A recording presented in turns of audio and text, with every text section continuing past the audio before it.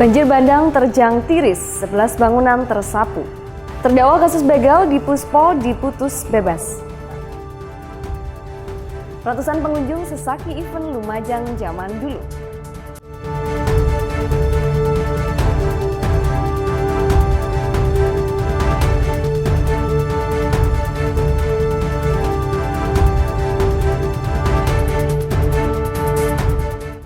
Assalamualaikum pemirsa, selain ketiga informasi tadi, sejumlah informasi dari Pasuruan dan sekitarnya telah disiapkan tim redaksi.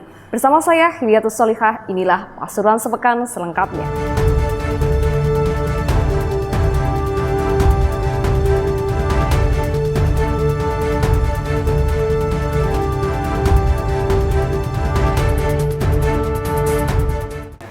Seorang pejalan kaki tewas tertabrak motor di jalan raya sekitar Dusun Suket, Desa Nogosari, Kecamatan Pandaan, Kabupaten Pasuruan. Korban diduga tak perhatikan jalan langsung menyeberang hingga tertabrak motor. Sementara itu, Bolo, seorang lelaki tak beridentitas tewas ditabrak kereta api di rel Desa Pesisir, Kecamatan Sumberasih, Kabupaten Probolinggo. Tubuh korban tak berbentuk hingga sulit dikenali. Seorang pejalan kaki tewas tertabrak motor di jalan raya sekitar Dusun Suket, Desa Nogosari, Kecamatan Pandaan, Kabupaten Pasuruan. Korban diduga tak perhatikan jalan langsung menyeberang hingga tertabrak motor.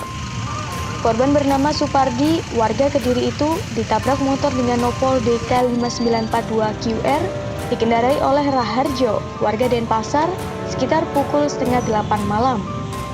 Beberapa sumber menyebutkan korban selama ini bekerja sebagai kuli bangunan untuk sebuah pabrik dan saat ini bertempat tinggal sementara di Dusun Suket, Desa Nogosari. Seorang laki-laki tak beridentitas tewas ditabrak kereta api di rel Desa Pesisir, Kecamatan Sumberasih, Kabupaten Probolinggo. Tubuh korban tak berbentuk hingga kian sulit dikenali.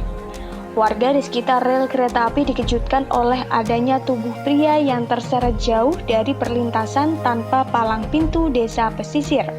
Diduga pria tersebut merupakan korban tabrakan dari KA Mutiara Timur siang jurusan Banyuwangi Surabaya yang melintas sekitar pukul 1:30 siang. Oleh warga, bagian tubuh lelaki yang diperkirakan berusia 40 tahun itu kemudian ditempatkan dalam sebuah karung. Tubuh itu kemudian dievakuasi ke kamar mayat RSUD Dr. Muhammad Saleh, Kota Probolinggo. Berdasarkan informasi sebelumnya, korban nampak turun dari becak. Tanpa melihat ke kanan dan ke kiri, tiba-tiba langsung menyeberangi rel kereta. Sementara di saat yang bersamaan, melaju kereta api Mutiara Timur siang dari arah timur menuju barat lintasan tersebut. Saat ini korban berada di kamar mayat dan polisi masih melakukan penyelidikan untuk mengungkap identitas pria malang tersebut. Ya, barusan kita dapat informasi dari warga bahwa telah terjadi laka kereta api pada hari ini tadi sekira jam 13.30 dapat terjadi laka, tapi dari ini dari kita masih dalam penyelidikan. Masuk identitas sebagai macam belum tahu karena masih diselidiki dulu. Dari Probolinggo, Laila Tuansyah melaporkan. Masih mengenai kecelakaan lalu lintas, kecelakaan beruntun terjadi di Jalan Raya Mangkrengan, Kecamatan Grati, Kabupaten Pasuruan. Seorang bule pengendara minibus diduga ngantuk saat berkendara hingga menabrak motor dan mobil. Sementara di Purwosari diduga remblong, sebuah bus Dali Prima menabrak tiang traffic light di Simpang 3 Purwosari. Tidak ada korban jiwa dalam peristiwa tersebut. Kecelakaan beruntun terjadi di Jalan Raya Mangkrengan, Kecamatan Grati, Kabupaten Pasuruan. Seorang bule pengendara HiAce diduga ngantuk saat berkendara hingga menabrak motor dan mobil. Kejadian bermula saat mobil HiAce bernopol B82017 yang dikendarai Simon Michael Butterworth, seorang WNA asal Australia, melaju dari arah timur. Lalu dari arah berlawanan, mobil Agia bernopol W1885RW juga melaju. Ibtu Ahmad Jayadi, Kanit Laka Lantas Polres Pasuruan Kota mengungkapkan, pengendara HiAce diduga mengantuk sehingga oleng dan menabrak Agia yang datang dari arah berlawanan. Tak cukup sampai di situ, dua motor yang kebetulan ada di belakang mobil Agia juga terkena imbas dari kejadian ini. Pengendara motor Karisma 125D, Nopol AG3268 dan Honda CBR W5072TL yang melaju cukup kencang dari arah barat menabrak bagian belakang mobil Agia. Polisi masih melakukan penyelidikan dalam kejadian ini. Sementara semua korban yang mengalami luka-luka langsung dilarikan ke RSUD Grati. dan Jadi kronologisnya Toyota iX dari arah timur, kendaraan Agya dan 2 sepeda motor dari arah barat.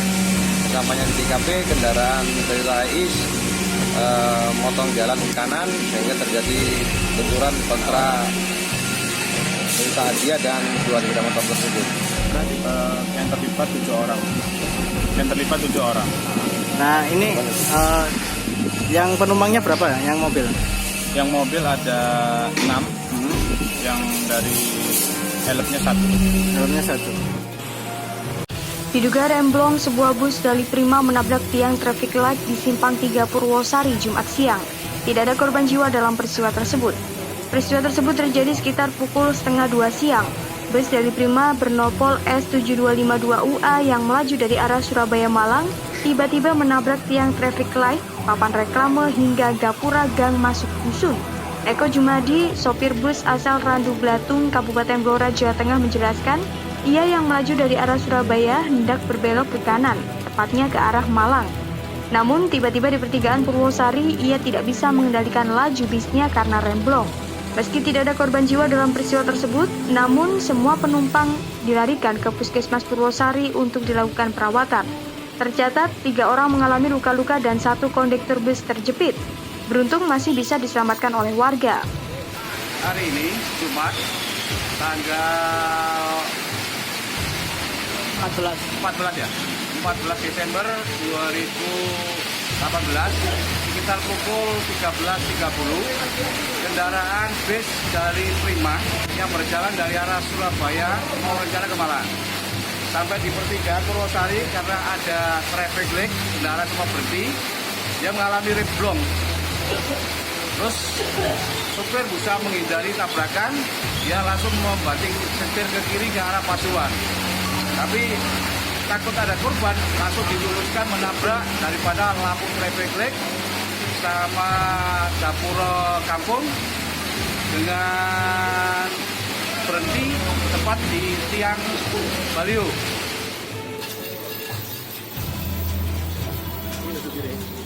Beralih ke berita bencana bencana banjir bandang dan tanah longsor memporak-porandakan Kecamatan Tiris.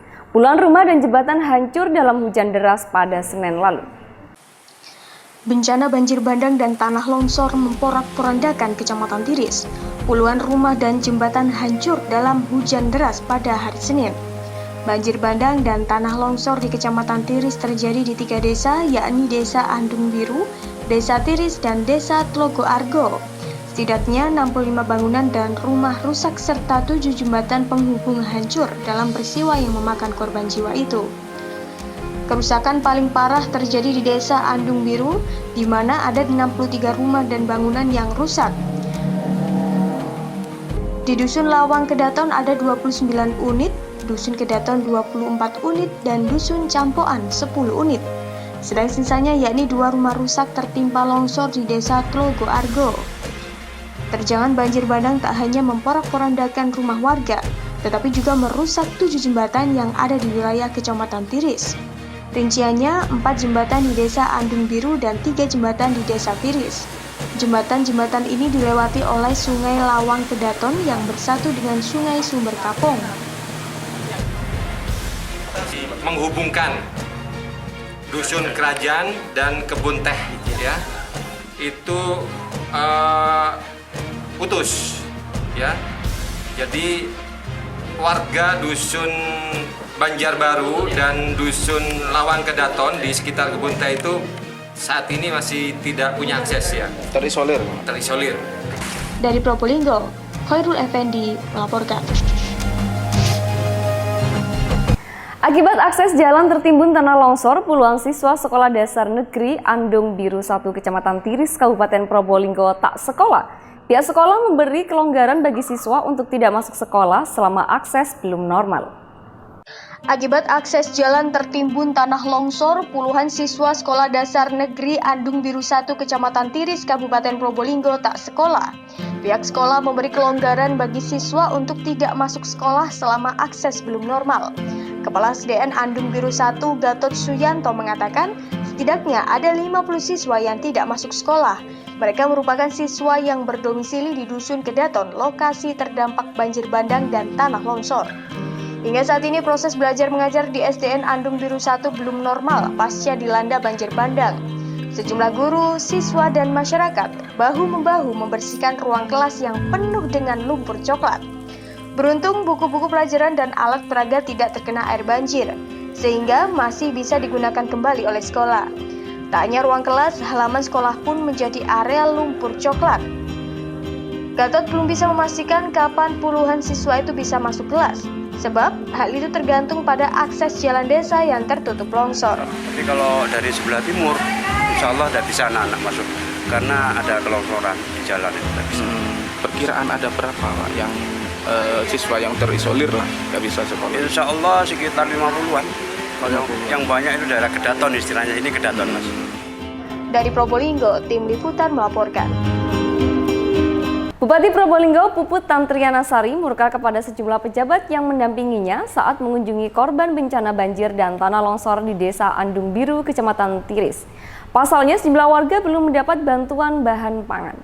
Bupati Probolinggo Tantriana Sari murka kepada sejumlah pejabat yang mendampinginya saat mengunjungi korban bencana banjir dan tanah longsor di Desa Andung Biru, Kecamatan Tiris. Pasalnya, sejumlah warga belum mendapatkan bantuan bahan pangan. Saat berkunjung ke lokasi banjir bandang di RT 11 RW 4 Dusun Kedaton, Bupati Tantri diwaduli salah satu korban terdampak banjir bandang. Warga tersebut bercerita bahwa dirinya hingga Rabu siang belum mendapatkan bantuan makanan dari pemerintah. Padahal, persediaan bahan makanan dan peralatan dapur milik keluarganya hanyut terbawa banjir. Sehingga kebutuhan untuk makan, ia dan keluarganya menunggu pemberian dari tetangga yang tidak terdampak banjir. Mendengar keluhan warganya itu, Bupati Tantri langsung mengajak para pejabat yang ikut dalam rombongannya untuk rapat koordinasi di Base Camp Airlangga Adventure. Di antaranya Kepala Dinas Sosial Retno Juwitani, Kepala Pelaksana BPBD Anung Widiarto, Kepala Dinas Pendidikan Dewi Korina, Camat Tiris Robi Siswanto, Kepala Desa Andung Biru Esam, dan lainnya. Dalam rakor khusus itu, Bupati Tantri tampak bermuka masam dengan nada bicara sedikit tinggi. Ya, jadi maaf, saya ini bupati dengan segala macam tipikal anak buah. Saya kalau marah atau memberi masukan pada anak buah tidak akan mungkin saya sampaikan ke khalayak umum karena kekurangan anak buah tentunya menjadi kekurangan pimpinan. Kelebihan anak buah, keberhasilan semuanya. Jadi tidak akan mungkin saya vlogger di sini. Yang jelas tadi rapat terbatas, insya Allah mulai detik ini akan lebih cepat untuk penanganan kebencanaan. Dari Probolinggo, Sundari Adiwardana melaporkan. Pasca banjir, warga dan pemerintah membuat sejumlah jembatan darurat di Desa Andung Biru, Kecamatan Tiris, Kabupaten Probolinggo. Jembatan bambu ini diharapkan membantu warga untuk memobilisasi pasokan bahan pangan. Pasca banjir, warga dan pemerintah membuat sejumlah jembatan darurat di Desa Andung Biru, Kecamatan Tiris, Kabupaten Probolinggo. Jembatan bambu ini diharapkan membantu warga untuk memobilisasi pasokan bahan pangan. Warga bersama petugas pemerintah bergotong royong membangun jembatan darurat dari bambu penghubung Dusun Kedaton dan Lawang Kedaton. Jembatan yang dibangun mempunyai panjang sekitar 13 meter dengan lebar 1,3 meter. Sebelumnya jembatan terbuat dari beton dengan panjang 9,6 meter itu putus diterjang banjir. Nah, jembatan bambu ini menurut warga hanya dikhususkan untuk pejalan kaki dan sepeda motor. Sebab pondasinya memanfaatkan bronjong bambu yang ditempatkan di atas sungai.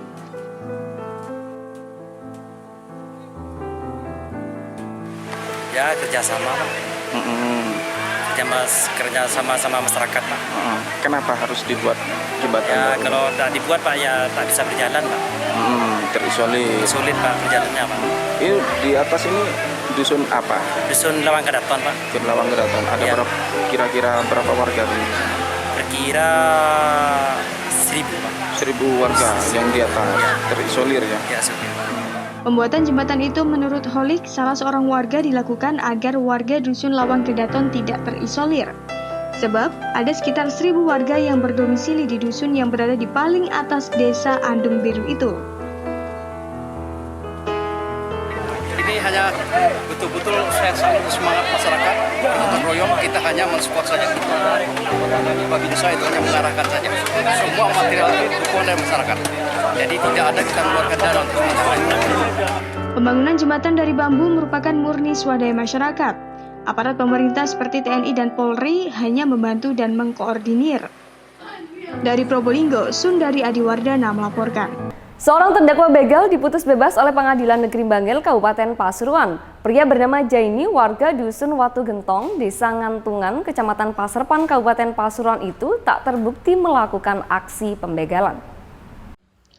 Seorang terdakwa begal diputus bebas oleh Pengadilan Negeri Bangil, Kabupaten Pasuruan. Pria bernama Jaini, warga Dusun Watu Gentong, Desa Ngantungan, Kecamatan Paserpan, Kabupaten Pasuruan itu tak terbukti melakukan aksi pembegalan. Jaini mengatakan saat kejadian pembegalan pada 2 Juni lalu, ia sedang bekerja yakni sebagai kuli bangunan di jalur Lingkar Timur, Buduran, Sidoarjo. Jaini baru pulang dari tempat kerjanya di Sidoarjo sekira pukul 5 sore dan baru tiba di rumah pada pukul 7 malam. Padahal kejadian begal terjadi pada jam 3 sore. Lalu pada Senin 4 Juni lalu pukul 1 siang, unit Reskrim Polsek Puspo menangkap Jaini di sebuah jalanan wilayah Puspo. Singkatnya, saat dilakukan pemeriksaan, Jaini mengaku dipaksa untuk menandatangani berkas perkara. Waktu kejadian begal itu saya kerja sama teman-teman saya di Lingkar Timur. Ya, depan perusahaan Sinar Batu Alam. Untuk menandatangan berkas perkara dipaksa atau gimana? Ya, saya kalau nggak tanda tangan saya dipukuli terus-menerus, Pak. Jadi saya karena takut dipukuli. Jadi saya tanda tangan itu saya. Ada pengacara kalau sama tanda tangan? Nggak ada. Bu Elisa itu datangnya udah saya selesai diperiksa itu. Yang mengaku sebagai pengacara saya itu. Waktu diperiksa ada pengacara? Nggak ada. Begini, kalau dari fakta hukum di persidangan atau kita cerita sedikit ya, saat kejadian penangkapan itu tanggal 2 Juni 2018. Pada saat itu hari kejadiannya tanggal 2 Juni 2018. Pada saat itu kejadiannya kurang lebih sekira jam 3 siang atau sore. Dan pada saat itu juga saudara Jaini Bintomo ini bekerja di Lingkar Timur Surabaya sebagai kuli bangunan. Dan pada saat itu bekerja mulai hari Senin, ya kalau nggak salah tanggal 28 Mei itu sudah menginap di tempat kerja kuli bangunan di Lingkar Timur di depan perusahaan Batu Alam ya, Sinar Batu Alam. Itu mulai hari Senin tanggal 28 sampai tanggal 2 Juni itu dia menginap di tempat kerja kuli bangunan, di tempat kerjanya ya sebagai kuli bangunan. Dari Bangil, Tuji Hartono melaporkan. Dewan Perwakilan Rakyat Daerah Kabupaten Pasuruan mewanti-wanti Polres Pasuruan tidak ngawur dalam penangkapan begal. Ini supaya kasus salah tangkap kasus begal tak terulang kembali. Dewan Perwakilan Rakyat Daerah Kabupaten Pasuruan mewanti-wanti Polres Pasuruan tidak ngawur dalam penangkapan begal. Ini supaya kasus salah tangkap kasus begal tak terulang kembali. Terkait kasus Jaini, warga Dusun Watu Gentong, Desa Ngantungan, Kecamatan Paserpan yang ditangkap dalam kasus begal, Sudiono Fauzan, Ketua DPRD Kabupaten Pasuruan, angkat bicara. Ia menegaskan pihak kepolisian sepatutnya segera menemukan pelaku begal sebenarnya. Meski tetap mendukung upaya pemberantasan tindak kriminalitas, Mas Dion mewanti-wanti supaya petugas berhati-hati dalam menjalankan komitmennya itu. Kasus salah tangkap ini menjadi pelajaran bagi Polres Pasuruan untuk berbenah. Terkait kasus ini, pria berkacamata itu juga menjadwalkan akan melakukan hearing dengan Polres Pasuruan. Sekaligus minta kepada polisi untuk mencari pelaku yang sebenarnya karena kita ada komitmen, Polres juga komitmen memberantas begal. Jadi tidak boleh mengundurkan memberantas begal, tapi ojo ngawur. Jangan ngawur lah kalau yang profesional ya. Tapi belum ingkrah. Itu aja. Dari Bangil, Tuji Hartono melaporkan. Perkara dugaan korupsi anggaran dana desa ADD Dompo, Kecamatan Keraton, Kabupaten Pasuruan dilimpahkan ke Kejaksaan Negeri. Pelimpahan dilakukan setelah berkas kasus melibatkan kepala desa dan bendahara desa itu dinyatakan lengkap atau P21. Perkara dugaan korupsi anggaran dana desa ADD Dompo, Kecamatan Keraton, Kabupaten Pasuruan dilimpahkan ke Kejaksaan Negeri. Pelimpahan dilakukan setelah berkas kasus melibatkan kepala desa dan bendahara desa itu dinyatakan lengkap.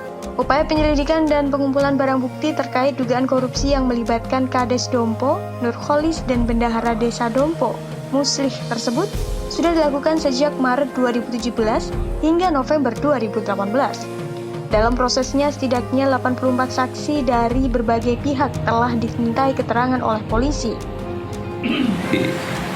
Dua pelaku ini kita duga telah melakukan tindak pidana korupsi ya, terhadap penyaluran anggaran desa maupun desa, dugaan bahwa ada duplikasi terhadap pembangunan fisik khususnya paving, kemudian ada pembelian fiktif, kemudian ada beberapa markup terhadap nilai barang, terus kemudian juga pemotongan terhadap honor-honor di desa.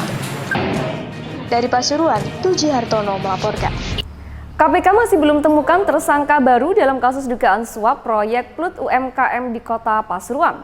Penguatan bukti kepada 4 tersangka diantaranya Setiono, Wali Kota Pasuruan nonaktif sementara ini masih dilakukan. KPK masih belum temukan tersangka baru dalam kasus dugaan suap proyek PLUT UMKM di Kota Pasuruan. Penguatan bukti kepada 4 tersangka diantaranya Setiono, Wali Kota Pasuruan nonaktif sementara ini masih dilakukan. Juru bicara KPK Febri Diansyah kepada Warta Bromo menyampaikan, sampai saat ini pihaknya fokus terkait dugaan suap dan aliran dana mengarah ke Setiono, Wali Kota Pasuruan nonaktif, terkait dengan proyek-proyek di Kota Pasuruan. Fakta lain terungkap bila pada sejumlah proyek terendus bersifat transaksional. Pasalnya, pemberian fee sudah terjadi masih dalam proses pengalokasian anggarannya. Tak hanya itu, sepertinya KPK mencoba terus mendalami kasus dugaan suap menyuap di sejumlah proyek lain di Kota Pasuruan.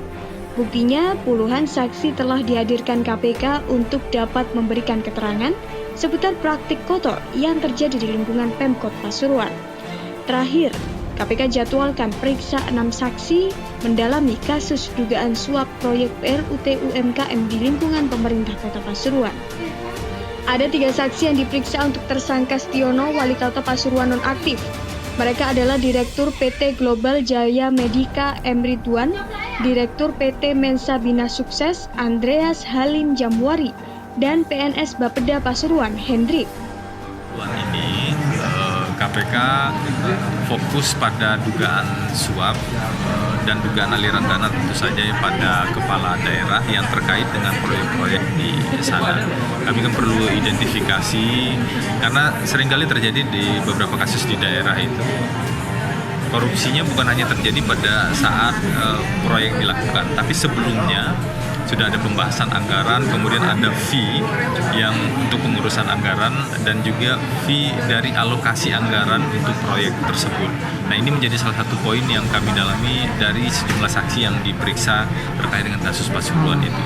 Jadi seberapa jauh para saksi mengetahui dan berperan, ada saksi yang mengetahui saja, ada saksi yang juga berperan dalam penerimaan fee proyek tersebut bersama kepala daerah. Itu sedang didalami.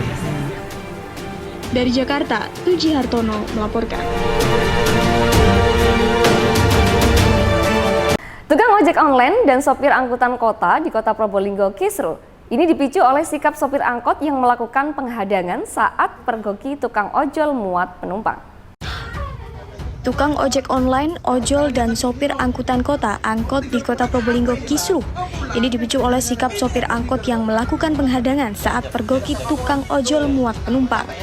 Ceritanya, Mulyono, asal Triwunglor, Kecamatan Kademangan pada sekitar pukul 8 pagi, mengangkut seorang wanita hamil dari perumahan Asabri. Setiba di perempatan Brak Jalan Raya Maijen Panjaitan, Kelurahan Sukabumi, Kecamatan Mayangan, Mulyono dan penumpangnya dihentikan oleh Herman, sopir angkot. Akibat dipaksa menurunkan penumpang, Mulyono kemudian menghubungi rekan-rekan ojol atas peristiwa ini. Tak seberapa lama puluhan ojol berdatangan dan memadati Jalan Maijen Panjaitan. Rupanya, kedatangan para ojol itu disusul pula kedatangan sopir angkot yang merupakan rekan Herman. Sementara menurut Naim, salah satu sopir angkot, penghalangan itu terpaksa dilakukan oleh sopir angkot, sebab para ojol berulang kali melanggar aturan dan kesepakatan, di mana daerah Brak termasuk daerah yang terlarang bagi ojol menjemput penumpang. Kisruh di jalanan itu kemudian ditengahi oleh pemerintah Kota Probolinggo dengan mengarahkan kedua pihak untuk bermusyawarah di kantor Dinas Perhubungan setempat. Sebelumnya beberapa kali kedua belah pihak terlibat perseteruan, sehingga Wali Kota Probolinggo Rukmini mengeluarkan Perwali nomor 116 tahun 2017 yang tegas melarang ojol memuat orang. Tak hanya itu, beberapa daerah juga dilarang untuk menjemput penumpang ojol. Ratusan warga padati event Lumajang zaman dulu yang digelar di kawasan Wonorejo terpadu. Dengan mengenakan pakaian khas zaman dulu, warga berjubel di stan yang sudah disiapkan. Ratusan warga padati event Lumajang zaman dulu yang digelar di kawasan Wonorejo terpadu (KWT). Dengan mengenakan pakaian khas zaman dahulu, warga memadati stan yang sudah dipersiapkan. Ada sekira 160-an stan yang dihias layaknya gubuk bambu pada event yang sudah keempat kali digelar ini. Stan bukan hanya berasal dari Kabupaten Lumajang, namun juga Dinas Koperasi Provinsi Jawa Timur.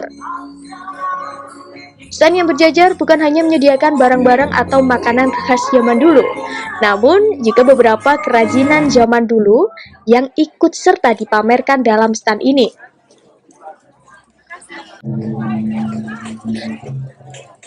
Penyelenggara pun membuat beberapa spot untuk berfoto. Spot-spot ini sekaligus diisi oleh produk khas zaman dahulu kala yang terbuat dari bambu. Biasanya animo masyarakat sangat besar ke sini karena tematika. Dari event di Lumajang yang paling ramai ya di sini karena tematik. Orangnya mindsetnya kan udah serba yang jadulnya. Dia menyiapkan kostum-kostum khusus.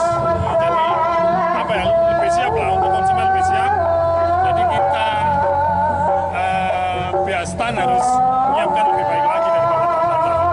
Kalau bisa karena pengalaman dari tahun-tahun lalu ketika pengunjung banyak otomatis akan meningkatkan penjualan. Kira-kira sekarang meningkat apa tidak? Insya Allah meningkat, sampai siang ini meningkat. Event tahunan ini digelar selama 3 hari, mulai hari Sabtu sampai hari Senin. Pembukaan dihadiri oleh Bupati dan Wakil Bupati Lumajang. Seneng banget lihat Lumajang jadul yang tahun sekarang, lebih banyak variasi, lebih banyak kuliner, ragam budayanya, terus sama warga masyarakatnya juga banyak yang antusias untuk datang ke sini. Saya harap kegiatan Lumajang jadul ini banyak lagi dari wisatawan luar maupun dari warga Lumajang yang antusias. Dari Lumajang, Maya Rahma melaporkan. Desa Wak Mukidin dan Desa Biogas mendapat penghargaan dari Bupati. Pasalnya, dua desa ini dinilai dapat dijadikan rujukan desa-desa lainnya di Kabupaten Pasuruan untuk mengembangkan aset daerahnya. Desa Wak Mukidin dan Desa Biogas mendapat penghargaan dari Bupati Pasuruan. Pasalnya, dua desa ini dinilai dapat dijadikan rujukan desa-desa lainnya di Kabupaten Pasuruan untuk mengembangkan aset daerahnya. Desa Wak Mukidin atau Desa Purwodadi menjadi salah satu desa yang bisa disebut sebagai desa inovatif. Desa ini menerapkan program anjuran pemerintah yang mewajibkan madin anak usia 7-18 tahun. Kepala Desa Purwodadi, Kecamatan Purwodadi, Kabupaten Pasuruan, Mulyono mengaku bangga karena desanya terpilih sebagai pemenang penghargaan desa inovatif.